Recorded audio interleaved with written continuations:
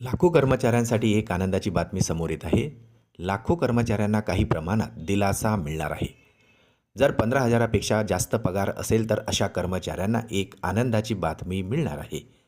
कारण सर्वोच्च न्यायालयाने सरकार आणि EPFOला पुढील 4 महिन्यात पगार मर्यादा वाढवण्याबाबत अंतिम निर्णय घेण्याचे कडक निर्देश दिलेले आहे. चला पाहूया याविषयी सविस्तर माहिती. त्यापूर्वी चॅनलला जर नवीन असाल तर सबस्क्राईब करायला विसरू नका आणि नवनवीन अपडेट मिळविण्यासाठी बेल आयकॉनला प्रेस करायला विसरू नका. आनंदाची बातमी शेअर करायलाही विसरू नका. सर्वोच्च न्यायालयाने दिलेल्या आदेशामुळे वर्षानुवर्षे या नियमात बदल होण्याची वाट पाहणाऱ्या कर्मचाऱ्यांसाठी ही एक मोठी आनंदाची बातमी आहे. याशिवाय ज्या कर्मचाऱ्यांचे मूळ वेतन आणि DA 15,000पर्यंत आहे त्यांच्यासाठी PF कट होणे आता आवश्यक आहे.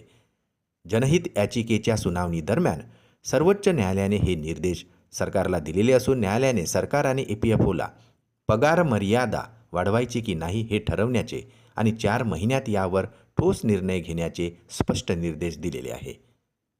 न्यायालयाने हे देखील मान्य केले आहे की सध्याची पगार मर्यादा सध्याच्या आर्थिक परिस्थिती आणि वाढ होत असलेल्या पगार संरचनेशी सुसंगत नाही.